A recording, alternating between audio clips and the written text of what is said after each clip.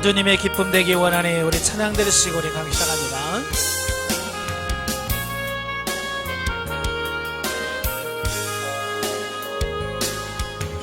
나 주님의 기쁨 되기 원하네. 내 마음을 새롭게 하소서. 새 부대가 되게 하여 주사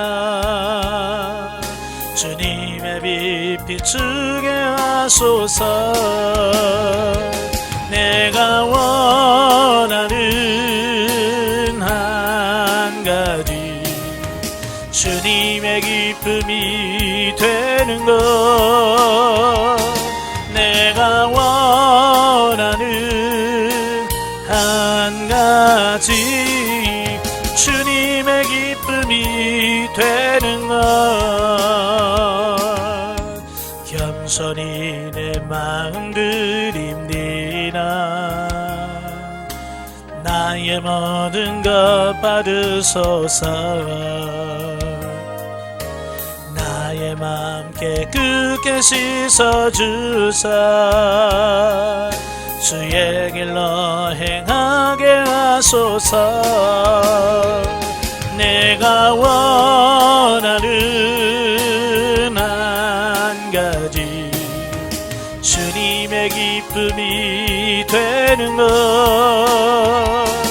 내가 원하는 한 가지 주님의 기쁨이 되는 것.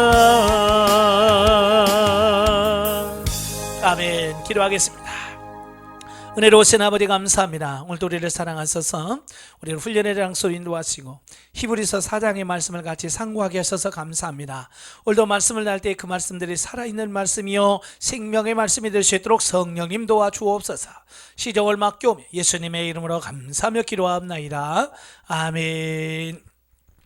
네, 오늘은 우리 히브리서 4장을 보겠는데요. 4장의 내용이 그 순종함으로 얻을 안식과 하나님의 말씀의 구원 능력 및 대제사장 되신 그리스도에 대한 말씀을 하고 있어요. 원래 이제 3장과 4장은 내용적으로 보면 서로 연결되어 있어요. 모두가 다 뭘 말씀하냐면 순종은 구원을 얻는 데 있어서 매우 중요한 역할을 한다 그 말이에요. 다시 말하면 구원이라고 하는 것은 우리의 순종 여부에 따라 결정되어질 만큼 구원에서 순종은 매우 중요하다 그 얘기를 하고 있습니다. 자, 우리가 1517년에 루터가 종교개혁을 합니다. 종교개혁을 하면서 루터와 칼뱅을 통해서 뭘 강조하죠? 네, 믿음을 강조합니다. 오직 믿음. 이 루터나 칼빈이 믿음을 강조할 수밖에 없었던 것은 그때 당시의 배경과 밀접한 관계를 갖고 있어요. 그때 당시 이 교회라고 하는 것은 중세 카톨릭의 현주소가 뭐냐면 형식적이고 외식적이고 행위적인 신앙에 어찌 보면 묶여 있는 거예요. 그러니까 거기에 대한 반동으로 종교 개혁을 일으키는 거죠.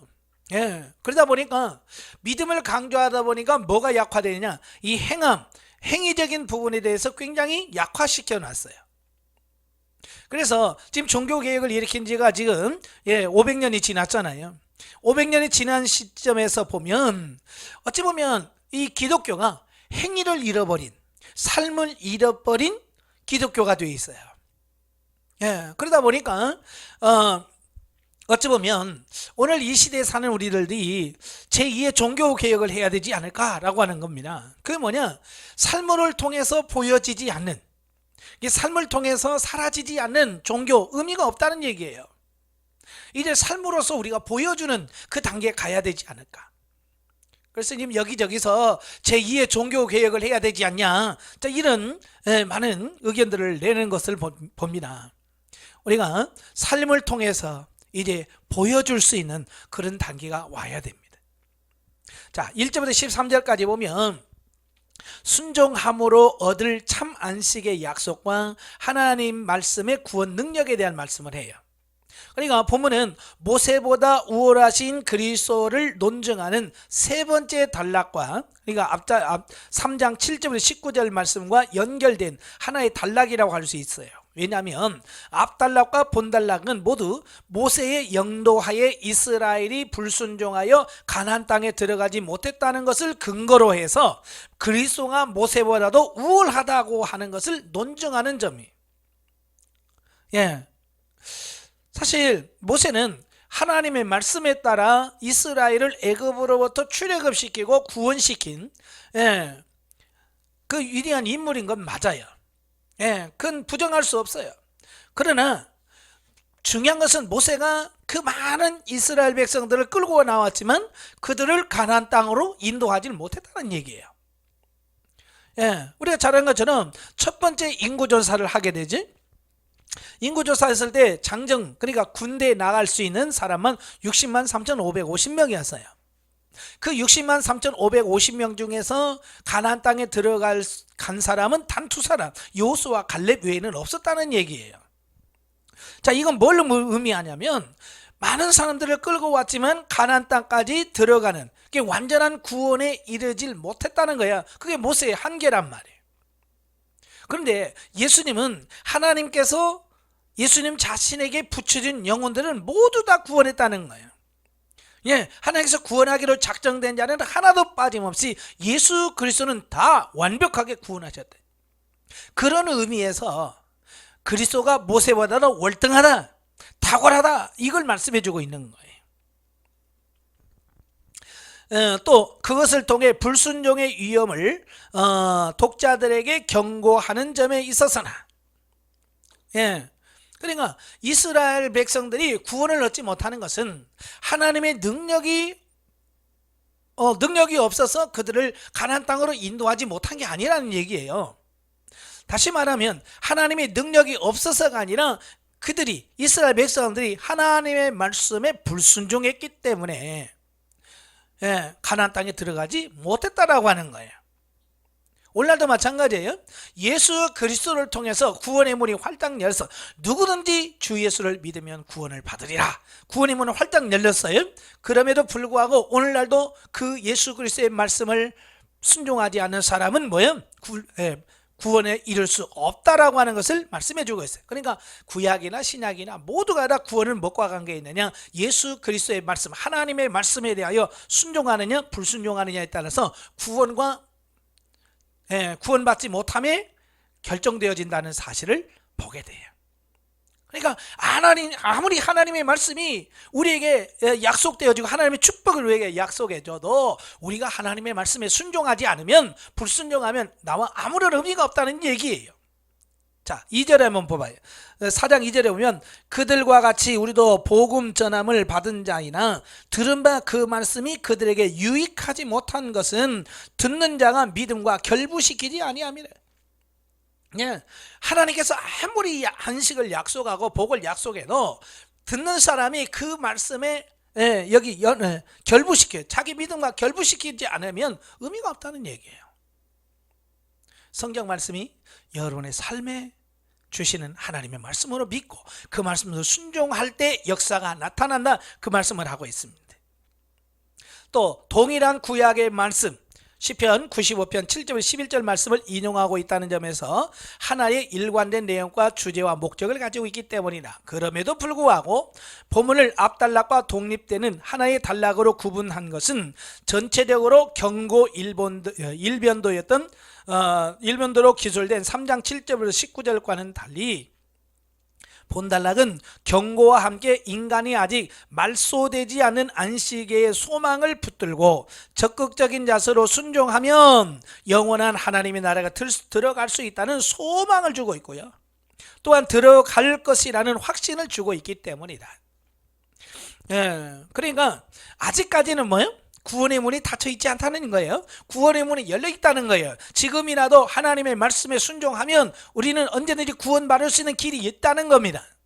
그게 영원히 열려 있는 건 아니에요. 때가 되면 어느 순간에 문이 닫히겠죠. 하나님께서 천국 문을 닫으시면 그때부터는 이제 더 이상 우리가 아무리 구원을 받으려고 해도 받을 수 없습니다. 그러니까 지금 사도 바울이 뭐라 해요? 지금이 은혜 받을 만한데요. 보라, 지금이 구원의 날이라. 예. 지금 은혜 받고 지금 구원 받아야지 나중에 좀 더 젊음을 즐기고 나중에 내가 예수 그리스도를 믿고 구원받겠다, 이건 장담할 수 없는 부분이에요. 왜? 주님이 언제 오실 줄 모르고 또 내가 언제 죽을지 모르기 때문에 그런 거예요. 예. 예. 아직 우리에게는 구원에 이를 소망이 남아있다. 그러나 예수 그리스도를 배교하면 구원이 없을 것이다 라는 거예요.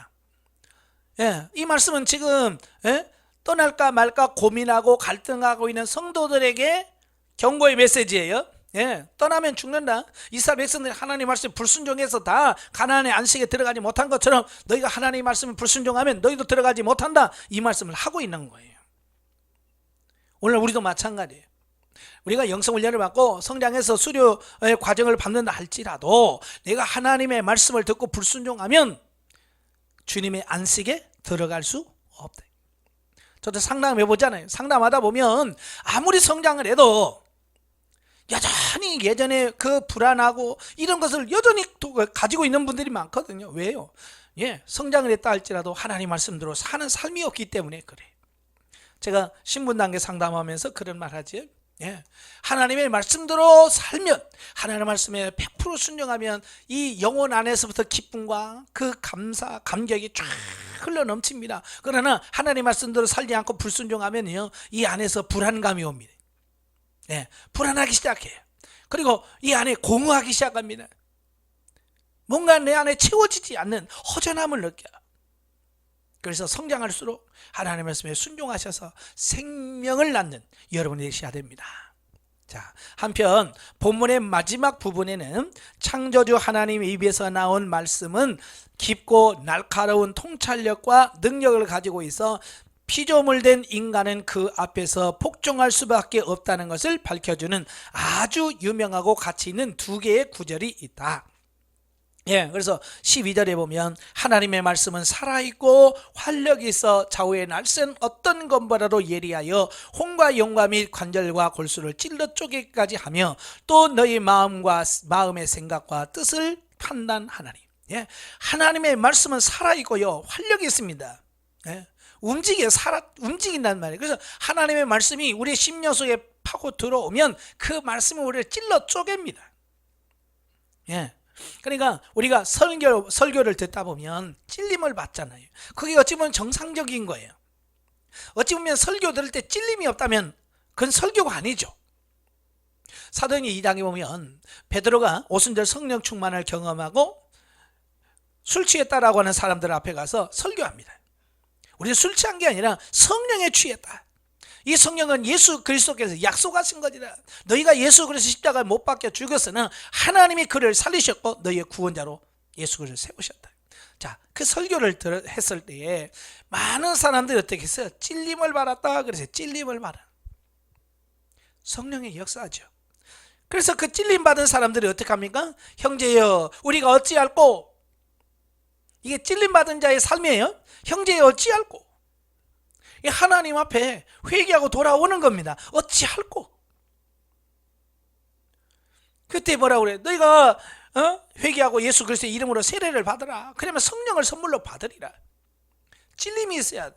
근데 그 찔림은 인위적인 방법으로 한다고 해서 되는 건 아니거든요. 예, 성령께서 하시는 거예요. 그러니까 설교를 듣든 강의를 듣든 찔림을 받았을 때 그건 사람이 하는 것이 아니라 성령께서 하신다. 성령께서 내 마음에 감동을 주시고 찔림을 허락하셨다.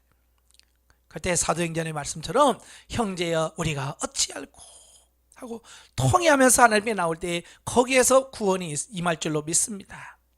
예, 13절이면 지으신 것이 하나도 그 앞에 나타나지 않음이었고 우리의 결산을 받으실 이의 눈앞에 만물이 벌거벗은 것 같이 드러나느니라. 예, 하나님 말씀 앞에 우리는 벌거벗은 자로 설 거예요. 예, 모든 심판의 기준은 하나님의 말씀이 기준이에요. 그래서 그 하나님의 말씀 앞에 우리는 벌거벗은 자로 다 서게 될 거예요. 그래서 우리가 말씀을 가까이 하고 말씀을 늘 묵상해야 되는 이유가 거기 있습니다. 예, 그러니까 우리가 심판의 기준은 하나님의 말씀이거든요. 그래서 하나님의 말씀을 제대로 우리가 알고 제대로 깨달아야 그렇게 살 수 있게 된다 그 말이에요. 자, 따라서 성도는 이러한 말씀의 능력에 자신을 맡겨 변화받는 생활을 함으로써 모든 것을 감찰하시는 하나님으로부터 칭찬받는 자들이 되어야 된다. 아멘. 예. 하나님 말씀에 찔림받고 그러면 그 말씀대로 사는, 순종하는 그런 역사가 있어야 됩니다. 순종만 하면 참 쉬워요. 근데 참 순종이 잘 안 되죠. 왜냐하면 우리가 지금까지 순종하는 훈련을 그렇게 많이 받아보질 못했어요. 예, 말씀을 듣기만 했지 사는 훈련을 안 살았거든요. 그래서 우리가, 저와 여러분이는 이 하나님의 말씀에 순종하는 훈련을 하셔야 돼. 그래서 말씀에 따라 순종할 때 온전한 구원이 있다. 예, 그걸 꼭 기억하시길 바랍니다. 예, 세상에도 그래요. 훈련받지 않으면 우리가 잘 안 돼요. 그냥 훈련 받으면 됩니다. 예, 그래서 훈련 없이 되어지는 건 아무것도 없어요. 그래서 순종도 훈련하시길 바래요. 자, 두 번째 단락은 14절부터 16절까지인데요. 위대하신 대제사장 그리스도이라는 말씀이에요. 자, 본서의 전반부는 1장 4절부터 4장 13절에서 존재에 있어서 그리스도는 모든 피조물보다 탁월하시다는 것을 입증한 저자는, 본문에서부터 10장 18절까지에서는 사역적인 측면에 있어서 그리스도가 그 어떤 피조물보다 탁월하다는 것을 논증하고 있다 그랬어요. 그러니까 앞에서는 존재론적인 부분에서 볼 때에 천사나 모세보다도 월등하시다, 이걸 강조했어요. 그죠? 예, 존재론적인 부분에서 천사보다 모세보다 예수님은 탁월하셔요. 또 존재론적뿐만 아니라 사역적인 면에서 볼 때도 역시, 예, 모든 피조물보다 뛰어나시다라고 하는 것을 말씀해 주고 있어요. 여러분, 종교적인 부분에서 최상의 단계는 바로 대제사장이라고 보면 돼요. 예, 어쩌면 대제사장이 인간에 있어서 어쩌면 최고봉이라고 말씀할 수 있죠. 근데 여기서 보면 예수 그리스도가 대제사장이다. 예, 이걸 우리가 가르쳐주고 있습니다. 특히 이 부분에서 저자는 본서를 통하여 가장 말하고자 하는 그리스도의 제사장적 사역과 이것이 인간에게 어떤 의미를 지니는가를 보여주는 핵심 부분인데, 본문은 그 핵심 부분의 서론이라고 하겠다. 그러니까 이제 앞으로 예수 그리스도가 대제사장으로서 어떤 사역을 하는가에 대한 부분을 쭉 말씀할 거예요. 그 중에서 오늘 본문은 14절 16절은 서론적인 부분이라고 보면 돼요. 자, 이러한 서론으로서의 본문은 먼저 그리스도가 사역적인 측면에서 모든 피조물보다 탁월하다는 것을 논증하기 위해 대전제가 되는 주제, 곧 그리스도는 크고 유일하시며 온전하신 하나님의 대제사장이라는 사실을 단적으로 선언하고 있습니다. 그래서 14장에 보면 그러므로 우리에게 큰 대제사장이 계시니 승천하시니 곧 하나님의 아들 예수시라 그랬어요. 자, 여기서 이 저자는 예수 그리스도가 우리의 대제사장 되심을 강조하고 있어요. 자, 왜 예수님이 우리의 대제사장 됩니다, 이걸 강조하고 있을까요? 예, 지금 현재적인 그때 시대 상황을 보셔야 돼. 지금 많은 기독교인, 유대교에 있던 유대인들이 복음을 받아들여서 유대교에서 기독교로 개종해 왔어요. 그죠? 많은 유대인들이 개종을 해서 기독교로 넘어왔단 말이에요. 그러니까 유대인들의 입장에서는 어떻게 하겠어요? 어떻게 하든지 기독교로 개종한 유대인들을 다시 유대교로 되돌아오도록 하려고 하는 회유를 하겠죠. 그래? 야, 왜 기독교로 가서 다시 유대교로 와? 라고 하는 거예요. 근데 그 회유하는 중에 하나가 뭐냐면 이런 거예요. 야, 우리에게는 대제사장이 있잖아. 야, 우리에게는 대제사장이 있는데 교회는 없잖아. 이제 이런 거예요. 예. 그죠? 그러니까 유대교의 입장에서 최고는 대제사장인데 대제사장이 없다고 하니까 이 기독교인들이 혼란스러울 수 있는 거예요. 진짜네? 왜 우리는 대제사장이 없지? 사실 이스라엘 백성들에게 있어서 이 대제사장은 대단한 위치에 있거든요. 백성들을 위해서 제사를 드려주고 대속죄일에 짐승의 피를 가지고 속죄소에 들어가서 모든 인류의 죄를 다 속하고 또 하나님께 기도도 해주고, 이 대제사장이 제사도 드려주고 죄도 사해주고 구원도 주고 이런단 말이에요. 그런데 이 교회는 없다는 얘기예요. 그러니까 유대교인들이 야, 넌 대제사장도 없잖아. 우린 대제사장이 있어. 일로 와. 그래야 온전한 구원을 우리에게서 받을 수 있는 거야. 이렇게 회유한다 그 말이에요. 그러니까 기독교인 중에서 진짜 우리 교회는 대제사장이 없네. 그러면 우리는 어떻게 되는 거지? 구원받을 수 있나? 라고 하는 것을 의심할 수밖에 없다는 거예요. 바로 그 점을 정확하게 파악을 한 히브리서 저자가, 야, 무슨 소리야? 우리에게는 대제사장이 있어. 대제사장이 누구냐? 바로 예수 그리스도야 라고 예수 그리스도가 대제사장이라는 사실을 선언하고 있는 거예요. 그 선언을 하면서 뭐라고요? 그 선언 속에서 저자는 그리스도는 지금 하늘에 계신 무지한 자로서 이 땅에서 자기가 구속하고자 하는 인간의 모든 것을 체험하셨고 이기셨으므로 인간은 그를 신실하신 큰 대제사장으로 모시고 그를 통해 하나님의 보좌 앞에 담대히 나아가 그 의뢰를 입으라고 권면하고 있다 그 말이에요. 자, 여기서 그리스도의 탁월성에 대한 말씀을 합니다. 어떤 탁월성? 대제사장으로서의 탁월성에 대한 말씀을 해요. 그러니까 같은 대제사장이라도 예수 그리스도의 대제사장직과 인간의 대제사장직을 비교하면서 차원이 다르다 이걸 얘기하고 있는 거예요. 그래서 여러 가지로 여기서 비교를 합니다. 그런데 여기서 뭘 말씀하냐면 우리에게 있는 대제사장은 우리의 연약함을 동정하지 못할 이가 아니요 모든 일에 우리와 똑같이 시험을 받으신 이로되 죄는 없으시니라. 자, 여기서 여러 가지로 볼 수 있겠습니다만 첫째로 인간 대제사장은 유한하다, 영원하지 않다는 얘기예요. 그렇죠? 아무리 대제사장직을 오래 한 사람도 120살 넘어가기 어려워요. 언젠가는 다 죽어요. 그러면 대제사장이 죽으면 그 다음에 또 이를 이어서 또 인간 대제사장이 세워지죠. 그래서 인간의 대제사장은 유한하다. 그러나 예수 그리스도는 영원하다. 자, 이걸 말씀해 주고 있어요. 또 한 가지는 인간의 대제사장은 범죄할 수 있어요. 연약하다 그 말이에요. 연약하다. 자기도 죄를 지을 수가 있어요. 그래서 이 제사장들은 성소에 들어가서 하나님께 제사를 드리기 전에 먼저 자신을 위해서 속죄제를 드립니다. 왜? 자기도 인간이기 때문에 연약해서 죄를 지을 수 있다는 얘기예요. 그런데 오늘 본문에 뭐라고 그랬어요? 예수님은 우리와 똑같이 시험을 받으신 이로되 죄는 없으시다. 그러니까 인간 대제사장하고 예수님은 같은 대제사장이라도 차원이 다르다. 이걸 말씀해 주고 있습니다. 뿐만 아니라 우리 인간의 대제사장은 직접 하나님 앞에 가지 못하죠. 가지 못합니다.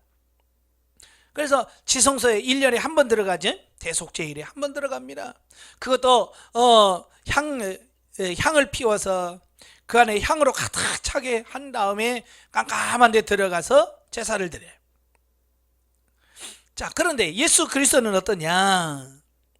하늘 은혜의 보좌 앞에 하늘 보좌에 앉아 계신다. 하나님 바로 보좌 우편에 앉으셔서 오늘 또 우리를 위하여 중보하고 있다라고 하는 거예요.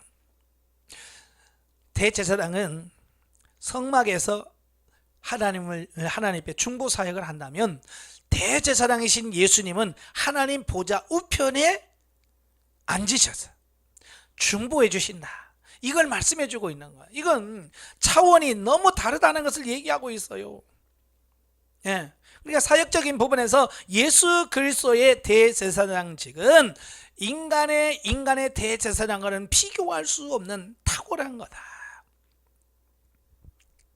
실로 그리스도는 아무 죄도 없으시며 본질적으로는 하나님이시나 스스로 낮아져서 인간의 몸을 입고 인간의 질고를 친히 체험하시되 결국에는 그것을 이기시고 하늘로 올라가셔서 지금 이 시간에도 자기 백성을 위하여 하나님께 중보하시는 은혜의 대제사장이시다, 이걸 말씀해 주고 있습니다.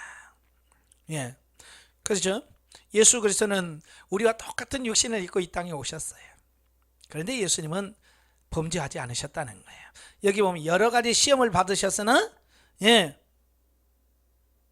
주님은 거기에 죄가 없다. 죄가 없다는 거예요. 그리고 스스로 나려서 인간의 몸으로 입고 오셨다. 이걸 성육신이라고 그래요. 성육신. 또 인간을 질고를 친히 체험하셨다. 우리가 똑같은 인간을 몸을 입고 오셨기 때문에 우리가 배고픔을 경험하듯이 주님도 배고픔을 경험하셨고, 일을 많이 하시면 피곤하시죠. 그래서 배를 타고 고물을 베시고 주무시기까지도 하시고, 배고프셔서 무화과 나무 밑에 가서 열매를 찾기도 하시고. 자, 예수님은 우리가 똑같은 육신을 입고 있기 때문에 이런 우리가 경험할 수 있는 것을 다 겪으셨다는 얘기예요. 그래서 예수님이 우리의 대제사장으로서 우리를 넉넉히 이기게 하실 수 있다는 얘기를 하고 있는 겁니다.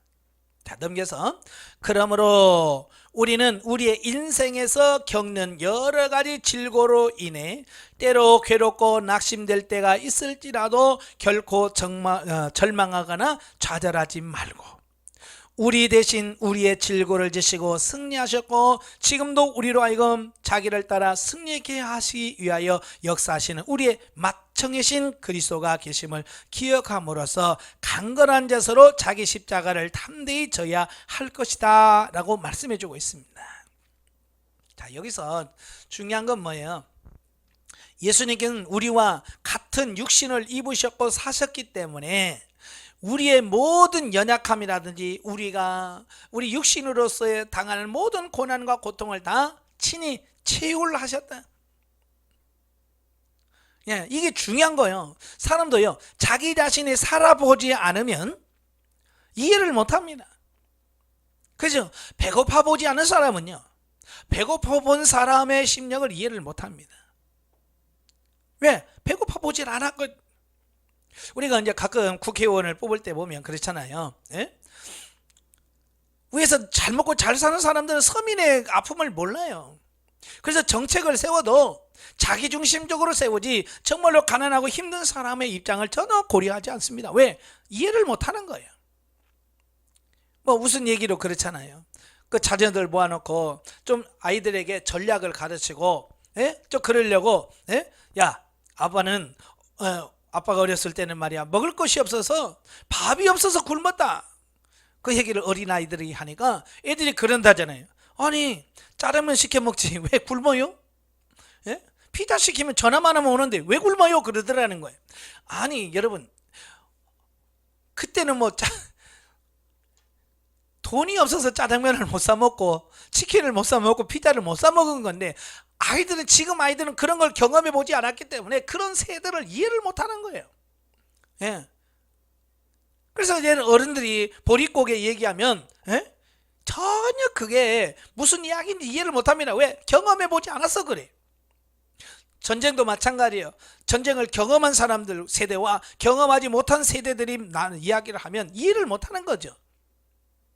왜? 경험한 사람과 경험해보지 않은 사람의 차이인 거예요. 근데 예수님은 우리를 너무너무 잘 하신다는 거예요. 왜? 우리를 친히 우리와 똑같은 육신을 가지시고 이 땅에 오셔서 우리와 똑같은 인간으로 살아보셨기 때문에 그게 이해가 될 수 있다라고 하는 것을 보게 되어집니다. 그래서 우리가 얼마나 질고를 치고 고통을 받는지, 우리가 얼마나 힘들게 살고 있는지 이걸 주님은 아셔. 그래서 우리가 어때요? 그분 앞에 가서 이야기를 하면 그분이 이해하고 알아줄 수 있는 거예요. 그래서 우리가 담대히 은혜의 보좌 앞에 가서 주님 나 힘들어요 라고 말할 수 있는 것은 예수님도 친히 그걸 경험해 보셨기 때문에 주님이 그래 나도 그렇게 살아봐서 알아 라고 주님은 동정하실 수 있다는 얘기예요. 그래서 우리가 이 땅에 살면서 은혜의 보좌 앞에, 주님이 계신 그 보좌 앞에 담대히 나갈 수 있다. 그리스도인에게서 있어서 낙심은 우리의 맏형인 그리스도를 따르지 못하는 것임과 동시에 하나님 아버지를 슬프게 하는 중대한 영적 불효다 그랬어요. 그래서 우리가 여러 가지 힘들고 어려운 일을 당할지라도 우리가 낙심하지 말라는 거예요. 왜? 우리의 아버지가 계시고 그분이 우리를 도우시기 때문에 그래요. 그래서 우리가 낙심하는 것은 예수 그리스도를 불신하는 거고 믿지 못한다는 어떤 그런 믿지 못한다는 증거라는 사실이에요. 만약에 예를 들어서 부모가 자식을 키울 때 그 자식이 부모를 인정하지 않고 불신한다면 얼마나 속 터지겠어요. 만약에 예를 들어서 아빠가 해줄게, 그럴 때 자식들이 아빠가 뭐 할 줄 안다고, 아빠가 무슨 능력이 있다고, 아빠가 무슨 돈이 있다고 그러면서 아빠를 막 무시한다면 얼마나 속상하겠어요. 그죠? 그러나 자식들이 부모를 신뢰하고 아빠 최고예요, 아빠는 하실 수 있어요 라고 아빠를 믿어준다면 얼마나 뭐랄까요, 부모로서의 자부심, 자긍심, 어떤 기쁨이 있을까요? 하나님도 마찬가지예요. 하나님 우리의 아버지시고 능력이 많으시기 때문에 그분을 우리가 신뢰해드리고 맡겨드리는 이 부분이 필요하다라는 사실이에요. 예, 하나님을 믿어드리시길 바라요. 자, 영적이에 보죠. 우리는 하나님의 말씀을 부분적으로 지키는 것으로 만족해서는 안 된다. 영적인 시각에서 보면 우리가 순종해야 할 일이 많다.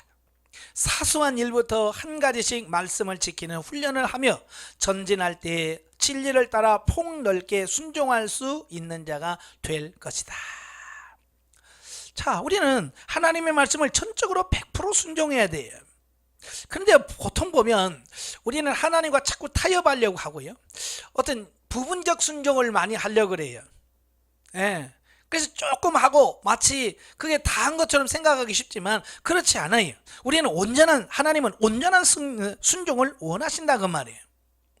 우리가 잘 아는 것처럼 사무엘상 15장에 보면 하나님께서 사무엘을 통해서 사울왕에게 뭘 하시길 원하세요? 예, 아말렉을 진멸해라. 그러면서 뭐라고 그래? 다 진멸해라. 다 진멸해라 그랬어요. 그러니까 사울왕이 군대를 몰고 갑니다. 그래서 아말렉을 쳐요. 그래서 아말렉을 진멸하고 돌아옵니다. 그러나 100% 하나님 순종하지 않았잖아요. 예? 왕도 끌고 오지, 양과 소 좋은 거 다 끌고 오지요. 사람들도 포로로 끌고 오지요. 하나님께서 다 진멸하라고 그랬어요. 짐승까지. 100% 순종 못했어요. 절반의 순종이라고 할까요? 그때 하나님이 뭐라고 그랬어요? 나는 저를 버리겠다. 저를 왕으로서 더 이상 있을 이유가 없다는 거예요. 버리겠다는 거예요. 사울이 뭐 순종을 안 했어요? 했죠. 그러나 완전한 순종이 아니었어요. 100% 순종하지 않았어요. 온전한 순종을 하지 않았어요. 부분적 순종이에요. 부분적 순종. 오늘 우리도 마찬가지예요. 100% 순종하지 않으면 주님으로부터 인정받을 수 없다. 근데 그 순종도 뭘로 되어진다고요? 훈련으로 되어진다.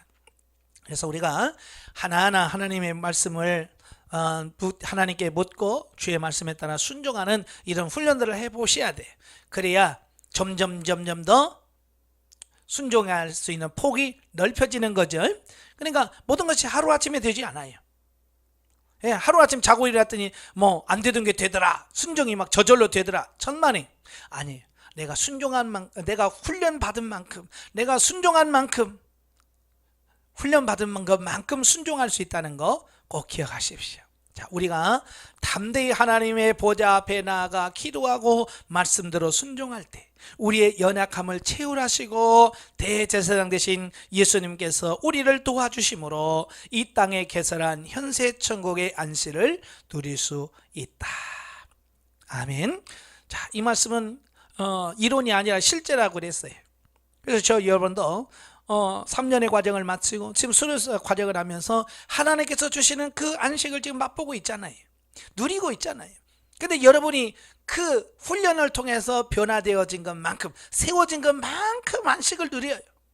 그래서 어떤 분은 정말 깊은 안식을 누린가 하면, 어떤 사람은 안식을 조금 누리고 아직도 주님께서 주시는 참된 평안을 누리지 못하는 부분이 있어요. 왜? 순종하지 않았기 때문에 그래요.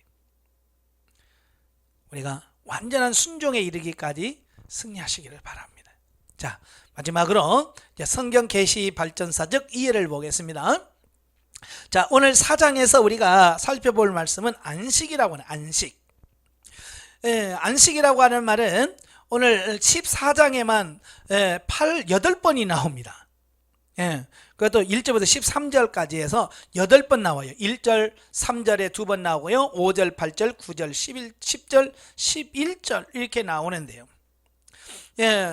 성경 보면 굉장히 안식이란 말이 많이 나와요. 자, 안식이라고 하는 말을 우리 국어 사전에 보니까 편하게 쉼이라고 되어 있어요. 편하게 쉬는 것을 안식이라 그래요. 히브리어로 무느하 또는 느하라고 하는데요. 휴식, 정지, 평화 이런 뜻입니다. 고요한 그런 뜻이고요. 헬라어로 아나파우시스 또 카타파우시스라고 하는데 파우시스는 노동으로부터 휴식 또는 정지, 그러니까 노동을 하지 않고 쉬는 걸 말하고요. 카타파우시스는 원기 회복이라는 뜻을 가지고 있어요. 그래서 이 성경에 보면 안식이라고 하는 말이 아주 빈번하게 나와요. 그래서 안식일, 안식 해서 모두 209회가 나와요. 자, 이렇게 안식은 굉장히 중요한 부분인데요. 자, 하나님께서 먼저 안식의 실례를 보여주셨고 그것을 인간에게 하나의 축복으로 제공해 주셨다. 그러니까 하나님께서 먼저 안식을 하나님이 안식일을 지키셨어요. 벌써 천지 창조하실 때에 천지 창조를 다 마치신 후에 하나님께서 뭐라고 했어요? 제 8일에는 쉬셨다. 7일에는 쉬셨다. 그 하루를 쉬시면서 너희도 쉬라라고 명령하고 있습니다. 그래서 하나님이 먼저 실례, 안식의 그 실례를 보여주셨다라고 하는 거예요. 근데 성경을 보면 이 안식의 종류가 많이 있어요. 그래서 이제 그 안식을 한번 좀 분류를 해보면 시간이 흐르면서 점점 안식의 개념이 발전하고 있다는 것을 알게 돼요. 그래서 처음에 성경을 기록함에 있어서 첫 번째 안식은 대부분 육체적 안식을 말합니다. 육체적인 안식. 여기서 말하는 육체적인 안식이라고 하는 것은 다른 말로 노동에서 쉼을 말합니다.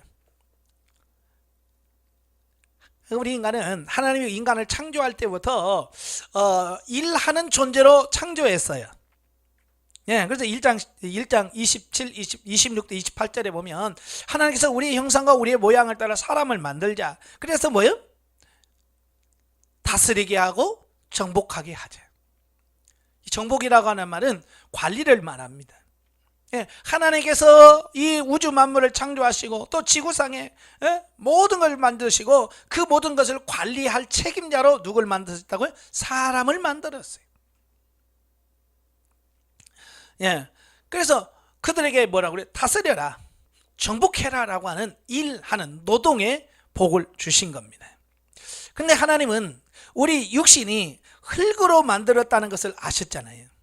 우리 인간의 이 육체가 뭐예요? 흙으로 만든 존재예요. 그래서 쉬지 않고 계속 일하게 되면 이 육체가 감당할 수 없다는 걸 하나님이 아셨어요. 그래서 육신의 한계도 뿐만 아니라 더 나아가서 영원한 하나님의 나라에 안식이 있다는 것을 우리로 하여금 깨우쳐 주기 위해서 안식일을 친히 제정하셨다라고 하는 것을 보게 됩니다. 그래서 하나님께서는 천지 창조부터 뭐예요? 육체 노동에서 쉬는 날을 정하셨어요. 쉬는 날을 정하셨어요. 그래서 창세기 2장 2절부터 3절에 보시면 하나님이 안식일을 제정하신 그 이유가 목적이 나옵니다. 자, 창세기 2장 2절부터 3절 보면 하나님이 그가 하시던 일을 일곱째 날에 마치시니 그가 하시던 모든 일을 그치고 일곱째 날에 안식하시니라. 하나님이 그 일곱째 날을 복되게 하사 거룩하게 하셨으니 이는 하나님이 그 창조하시며 만드시던 모든 일을 마치시고 그날에 안식하셨습니다. 예. 하나님도 그 7일 6일 동안의 모든 창조를 다 마치셨어요. 마치시고 7일에 뭐예요? 안식하셨다. 쉬셨다는 거예요. 예. 하나님이 이렇게 실예로 보여주셨다라고 하는 것을 보게 됩니다. 그러면서 뭐라 그래? 자, 내가 쉬었지? 너희도 쉬어. 이게 하나님이 우리에게 주신 거예요. 만약에 하나님이 쉬지 않으시면서 너희는 쉬어라 라고 하면 우리가 어떻게 쉬겠어요? 그죠? 염치가 없지요. 그런데 하나님 뭐라고 그래? 우리의 마음을 아시고 하나님 자신이 먼저 쉬셨어요. 하나님 먼저 쉬시고 우리에게 쉬어라 라고 명령하셨다라고 하는 사실이에요. 그럼에도 불구하고 우리 인간이 쉬어요, 안 쉬어요? 안 쉰단 말이에요. 인간의 욕심으로 인해서 더 벌고 더 뭘 하기 위해서 쉬질 않아요. 그래서 이제 출애굽기에 가면 이제 출애굽기 23장 12절, 출애굽기 23장 12절에 보면 너는 엿새 동안에 내 일을 하고 일곱째 날에는 쉬라. 내 소와 나귀가 쉴 것이며 내 여종과 자식과 그 나그네가 숨을 돌리리라 그랬어요.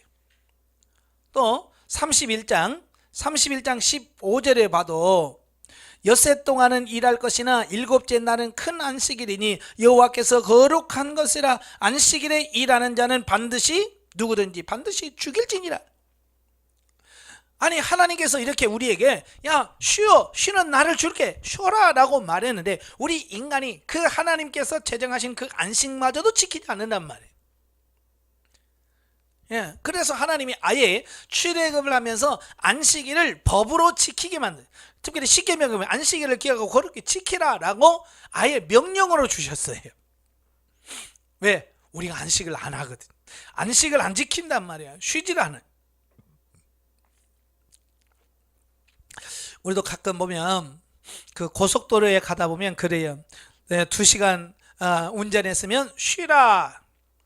예, 쉬었다 가라 라고 하는 그 광고판이 종종 나오거든요. 예, 우리 육체가 2시간을 운전하면 이제 졸리고 피곤하단 말이에요.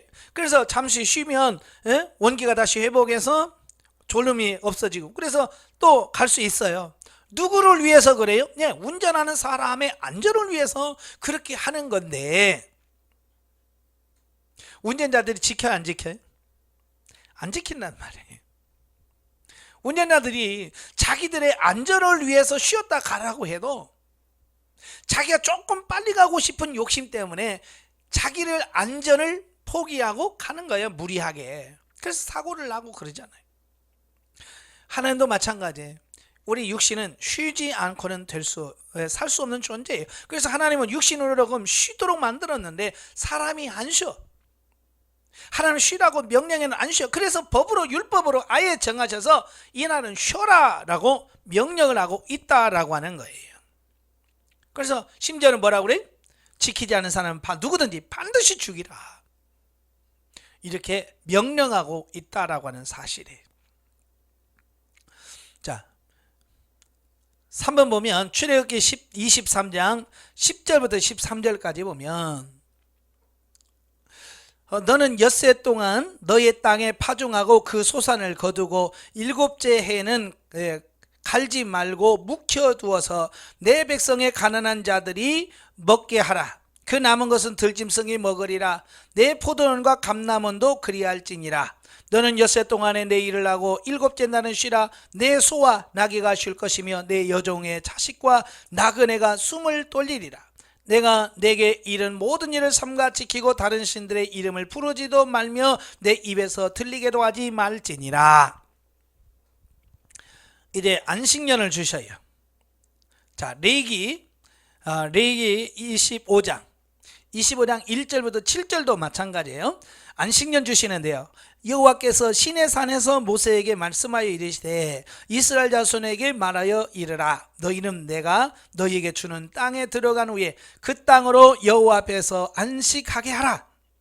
너는 6년 동안 그 밭에 파종하며 6년 동안 그 포도원을 가꾸어 그 소출을 거둘 것이나 7째에는 그 땅에 쉬어 안식하게 할지니 여호와께 대한 안식이라. 너는 그 밭에 파종하거나 포도원을 가꾸지 말며 내가 거둔 후에 자라난 것을 거두지 말고 가꾸지 아니한 포도나무가 맺은 열매를 거두지 말라. 이는 땅의 안식년임이라.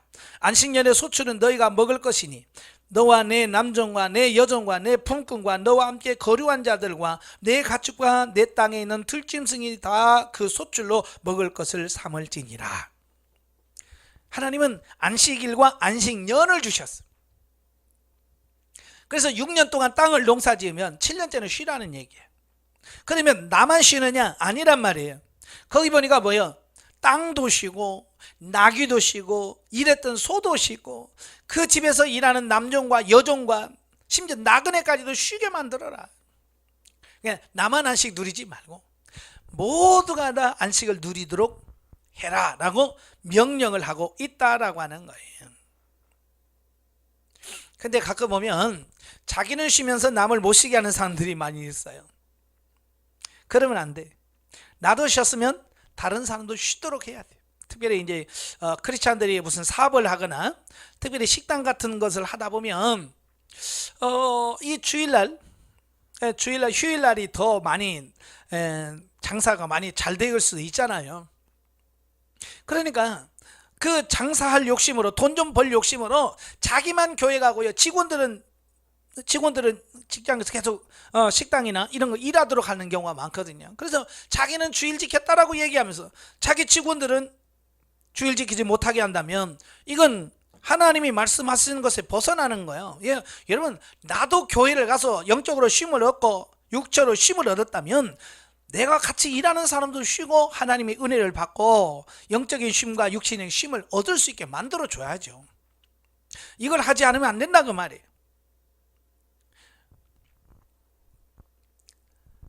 자, 하나님께서 왜 그러면 이 쉼을 주셨을까?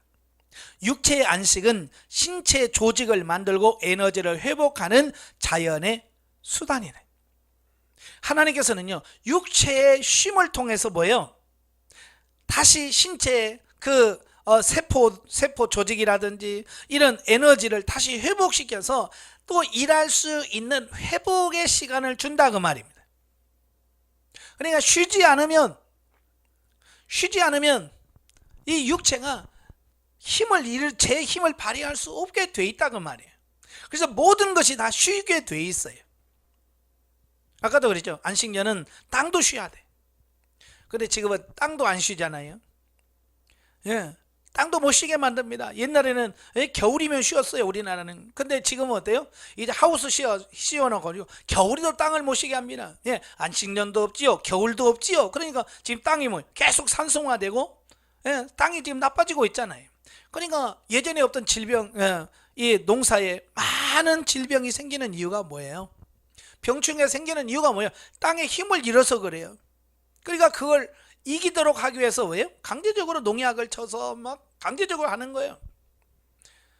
성경대로 땅에 쉬고 하면, 지력을 회복하면 이길 수 있는 힘이 자연적으로 얻을 수 있는데 쉬지 않고 계속 혹독하게 함으로 인해서 그런 결과를 초래하게 됐다 그 말이에요. 자, 이렇게 구약의 처음에는요 이 육체적인 안식이 있습니다.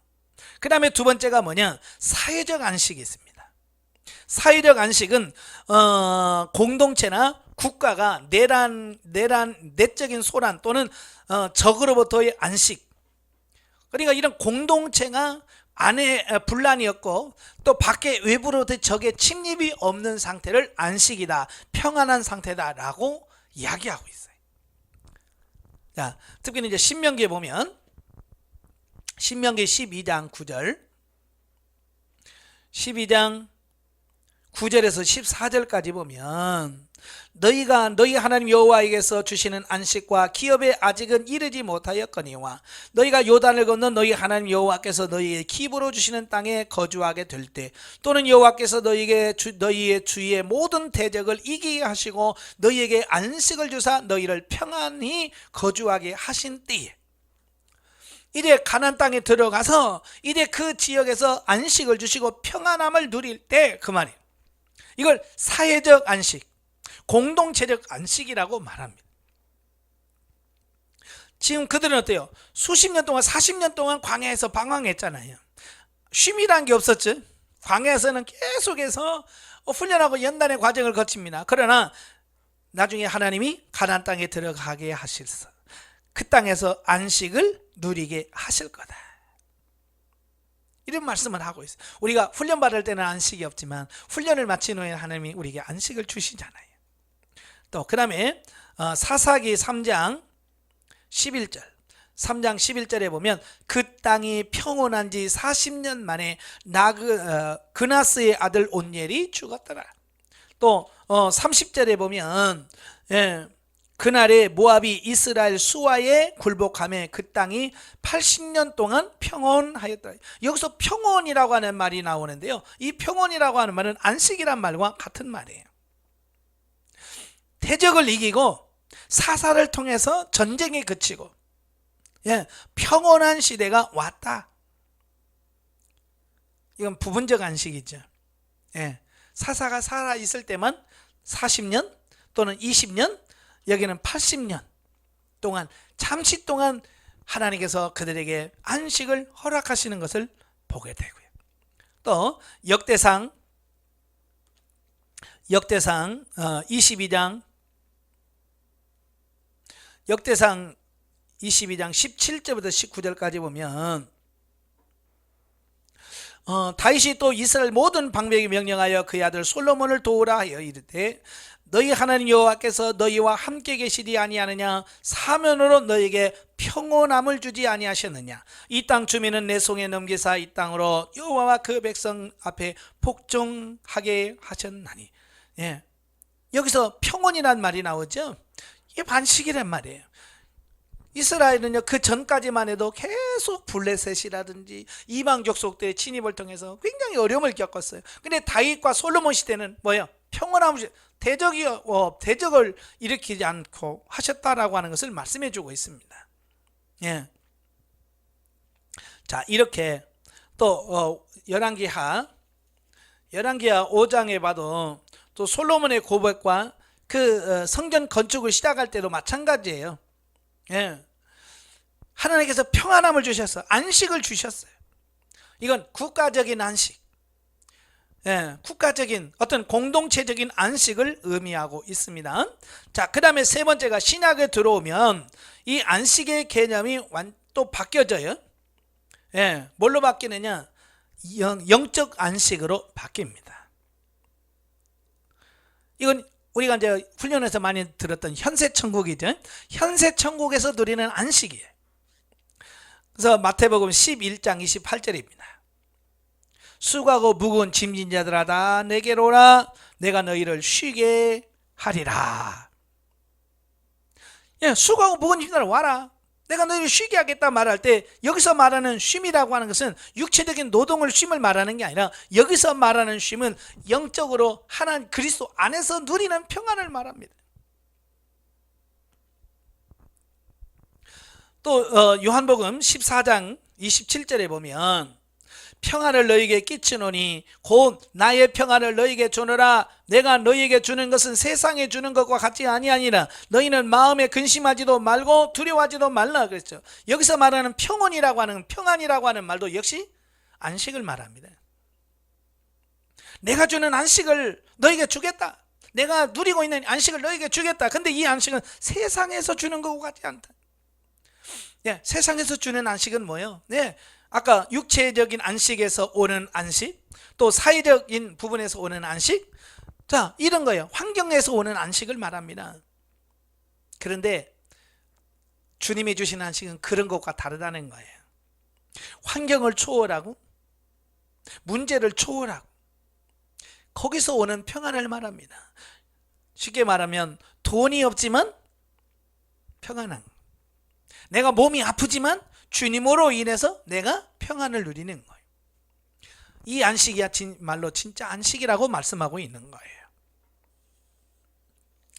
자, 그 다음에 네 번째 안식이 있어요. 이것은 영원한 안식입니다. 영원한 안식. 오늘 본문에 히브리서 4장에 보면 4장 1절부터 11절까지 보면 계속해서 안식에 대한 말씀을 해요. 그러므로 우리는 두려워할지니 그는 그의 안식에 들어갈 약속이 남아있을지라도 너희 중에 혹 이르지 못할 자가 있을까 하미나 쭉 말씀하십니다. 네. 그러면서 8절에 만일 여호수아가 그들에게 안식을 주었더라면 그 후에 다른 날을 말씀하지 아니었으리라. 그런즉 안식할 때가 하나님 백성에 남아있도다. 이미 그 안식에 들어간 자는 하나님이 자기 일을 쉬심과 같이 그도 자기 일을 쉬느니라. 그러므로 우리가 저 안식에 들어가기를 힘쓰. 여기서 말하는 저 안식은 뭐예요? 이미 이 세상의 삶을 마무리하고 낙원에서 누리는 삶을 말합니다. 이건 이 세상에서 누리는 안식이 아니라 영원 천국에서 누리는, 낙원에서 누리는 안식을 말해요. 그러니까 이스라엘 백성들이 가나안 땅에 들어가서 누릴 수 있는 안식은 바로 이 하나님의 나라, 영원한 하나님의 나라에서 받은 안식을 예표하는 거예요. 그게 실제가 아니란 말이에요. 그러니까 이 세상에서는 완전한 안식이 없어요. 그냥 예표일 뿐이에요. 진정한 안식은 이 땅에 있는 게 아니에요. 그냥 우리는 이 땅에 살면서 하나님의 나라 천국에서 누리는 안식을 이 땅에서 조금 맛을 보는 거고 조금 누리는 것뿐이에요. 진짜는 다 하나님의 나라, 영원한 나라에 있다는 것을 우리가 아셔야 돼. 자, 마지막으로 계시록 14장에 보면, 계시록 14장 27절에 보면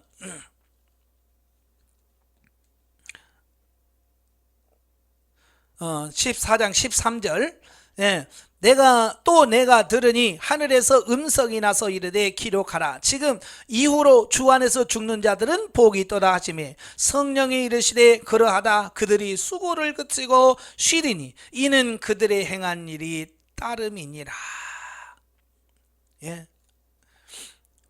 이제 하나님의 나라에 가서 모든 수고가 다 그쳐. 우리가 이 땅에 사는 모든 노동은 다 없어요. 근데 천국에 가면 지금 뭐 청소하고 이런 노동, 육체적인 노동 이런 거 없습니다. 다 그칩니다. 거기는 뭐요? 우리가 이 땅에서 행한 대로 받아서 누리는 단계를 말합니다. 자, 이렇게 안식의 차원이 시간이 흘러가면서 점점 발전되죠. 처음에 육체적인 안식에서, 그 다음에 사회적 안식, 그 다음에 영적 안식, 그 다음에 영원한 안식으로 이렇게 시간이 흘러가면서 점점 안식의 개념이 점점 확대 발전되어져 가고 있습니다. 물론 이제 역사적으로 이렇지만 지금도 마찬가지예요. 지금 개개인마다 어떤 사람은 지금 육체적 안식 수준에 머물러 있는 사람들이 있어요. 또 이 사회적 안식 누리는 사람이 있습니다. 또 영적인 안식 차원에서 머물러 있는 사람이 있어요. 우리는 육체적 안식에서 사회적 안식으로, 사회적 안식에서 영적 안식으로 이렇게 점점 이렇게 발전되어져 가야 됩니다. 많은 사람들이 외부적인 환경 문제 해결되면 다 안식이라고 생각하는데 그렇지 않아요. 그것은 육체적 안식과 사회적 안식에 불과한 거예요. 그 수준에 머무르면 안 되는 겁니다. 자, 결론으로 안식은 인간의 노동에 대한 상급이다. 안식은 우리가 열심히 일한 사람에게 주어지는 선물이에요. 축복입니다. 다시 말하면 게으른 사람에게 주어진 말씀이 아니에요. 내가 엿새 동안 열심히 일한 사람은 7일 동안 안식을 누리도록 되어 있습니다. 성경은 게으름을 책망하고 있어요. 게으르지 마세요.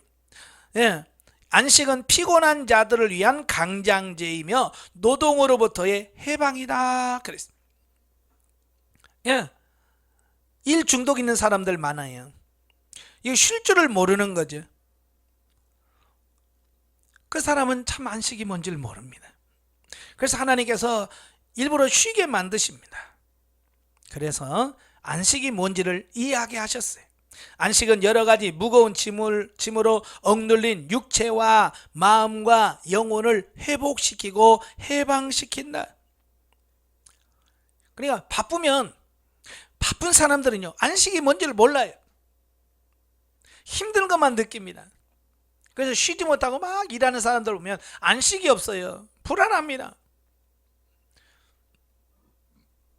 자, 단순하게 육체적인 안식이나 사회적 안식의 수준에 머물지 말고 영적인 안식과 영원한 안식에 들어가야 한다. 예. 지금도 우리 성도들이 그 육체적 안식과 사회적 안식에 그냥 빠져있는 사람이 많아요. 나 평안해요. 우리 가정 편안하고요. 우리 교회 편안하고요. 우리 나라 평안하면 됐죠 뭐. 그래서 이런 아주 초보적인 안식에 머물러 있는 사람들이 너무 많아요. 그 수준은 아주 기본적인 거예요. 기초적인 거예요. 우리는 그 수준을 뛰어넘어야 돼요. 영적 안식으로 넘어가야 되고요. 영적 안식에서 영원한 안식으로 들어가야 됩니다. 지금 여러분은 어떤 안식을 누리고 있나요? 겨우 문제 없어서 나는 행복해요. 나는 육체가 건강해서 행복해요. 그 수준은 아주 초보적인 거란 말이에요. 좀 더 들어가서 아까도 말한 것처럼 내 몸이 육체가 진짜 힘들고 어려워도 주님으로 주시는 그 안식으로 평안을 누리고 주님 때문에 내가 쉼을 얻고 안식을 누릴 수 있는 어떤 그런 단계까지 가셔야 된다 그 말이에요. 그러니까 많은 분들이 그래요. 일 없이 아무 문제가 없으면 다 평안해요. 그러나 이 딱 어떤 문제가 닥치게 되면 불안해서 잠을 못 자고 딱 그런 사람들이 있거든요. 왜? 아직 영적 안식에 들어가지 못한 관계예요. 그래서 우리가 좀 더 성장 성숙해져서 영적 안식까지 들어가 영원한 안식을 소망하면서 사는 우리가 되어야 될 줄로 믿습니다. 기도하겠습니다. 은혜로우신 아버지, 우리가 세상에 살면서 우리는 세상에 살면서 그냥 살 수 없고 일하면서 노동 가운데 살 수밖에 없습니다. 그러나 일 중독에 걸려서 쉼 없이 달려왔습니다. 그래서 하나님은 우리들에게 쉼을 허락하시고 안식하시면서 영원한 하나님의 나라를 준비하라고 말씀합니다. 우리가 이 하나님의 말씀에 순종함으로 이 땅에 살면서 일 중독에 빠지지 않게 하시고 정말로 육체적인 안식과 사회적인 안식뿐만 아니라 영적인 안식을 누릴 수 있는 삶이 되어지게 하시고 영원한 안식을 소망하면서 달려가는 우리 모두가 될 수 있도록 도와주시옵소서. 예수님의 이름으로 감사하며 기도합나이다. 아멘.